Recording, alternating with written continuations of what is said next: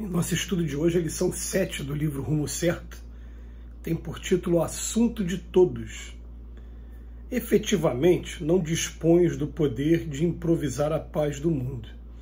Entretanto, Deus já te concedeu a faculdade de renunciar à execução dos próprios desejos em favor da tranquilidade deste ou daquele ente querido que depende da tua abnegação para ser mais feliz. Não consegues estabelecer um entendimento fraternal entre todas as comunidades a que te vinculas? No entanto, a divina providência já te honrou com a bênção das palavras, no uso das quais podes entretecer a concórdia no agrupamento de criaturas em que a vida te situou.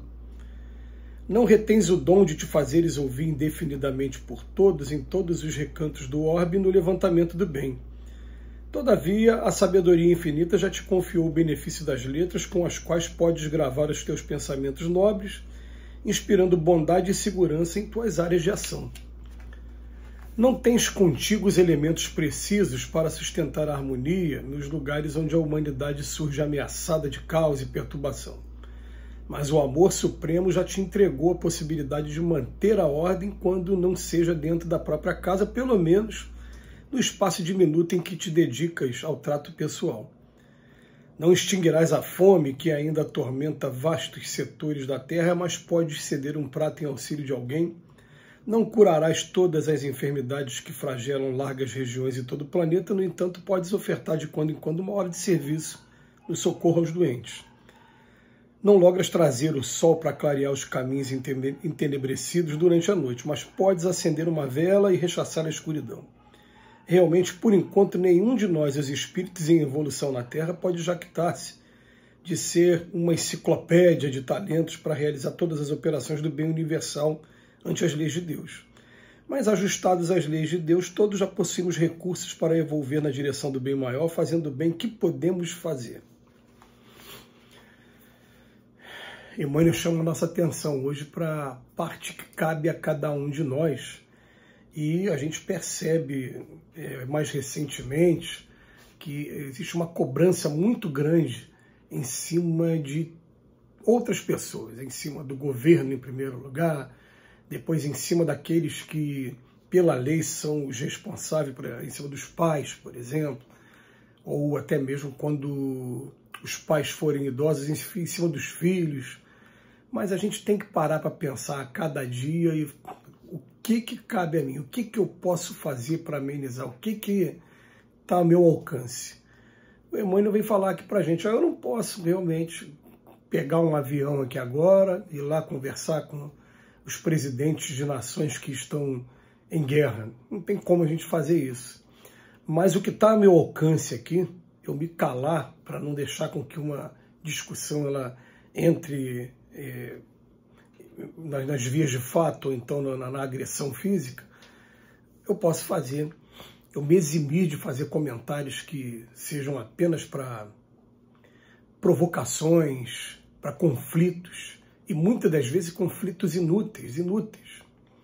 A gente vive um momento ainda de polarização política que a gente até concorda que o nível de corrupção em todos os entes ele nunca tinha sido tão divulgado e tão alarmante como alguns anos atrás. Então precisava do povo brasileiro, nós enquanto povo, dar uma sacolejada para a gente abrir os olhos para algumas coisas.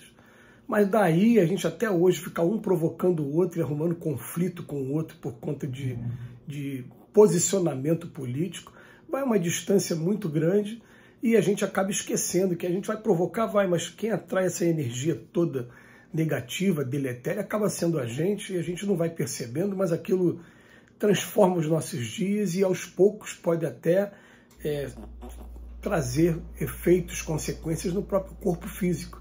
Porque a gente não nasceu para ficar estressado, nem para ficar provocando ninguém, nem para receber esses dardos mentais o tempo todo da pessoa que está sendo provocada. Não é para isso que a gente nasceu. A gente não suporta durante muito tempo esse tipo de coisa. Então a gente começa a entender que se a gente já está tendo um despertar para estudar o Evangelho, num primeiro momento a gente fica estudando para saber se é aquilo mesmo. No segundo momento, a gente já mais convencido, a gente começa a arriscar a prática de alguma coisa, começa a sentir o efeito. Depois que a gente começa a praticar bastante e sentir esse efeito na nossa vida, a gente começa a perceber que a gente pode ser instrumento na vida dos outros também. Não exigindo que eles façam exatamente os mesmos passos que eu fiz, porque cada um é um mundo diferente, cada um vai decidir onde e quando atuar. Mas pelo menos a gente vai estar fornecendo elementos, vai estar aqui não deixando a luz da candeia embaixo da cama, mas em cima da casa onde pode clarear para todo mundo. E a gente vai fazendo a nossa parte assim, e o Emmanuel fala de coisas tão pequenininhas aqui, coisas que às vezes mexem com a gente, que ele vem começar a falar, não consegue estabelecer um entendimento fraternal entre todas as comunidades, mas olha só, a Divina Providência já te honrou com a bênção das palavras, né? Então, a gente pode dar um jeito de buscar a concórdia, buscar fazer com que a pessoa, calma, deixa, ele está tendo o momento dele, né? Deixa a coisa esfriar para a gente conversar com calma. Ele vem falar aqui, ó, a gente não tem condição de improvisar a paz no mundo todo, mas na maioria das vezes a gente não está conseguindo nem a paz dentro da nossa própria casa. Será que a gente está conseguindo a paz dentro da nossa casa? Vamos fazer uma reflexão, todos nós aqui. E a hora que a gente estiver conseguindo, ótimo. Agora, a gente pelo menos não está sendo motivo de desavença, de provocação para a comunidade, que a nossa casa está em paz. Pode os vizinhos não estarem em paz, mas daqui a pouco a gente começa também a ter essa influência sobre os vizinhos, mas são coisas tão pequenas para a gente parar para refletir mesmo. Você não tem o dom de ser ouvido por todo mundo, até porque nem todo mundo vai querer ouvir. Eu gosto muito daquele capítulo Trabalhadores da Hora, quando ele fala palavras perdidas, eu sei, você vai falar de mansidão para tiranos, vai falar de humildade para pessoa que é egoísta. Falei, mas é necessário que a gente trabalhe a charrua evangélica com o nosso suor.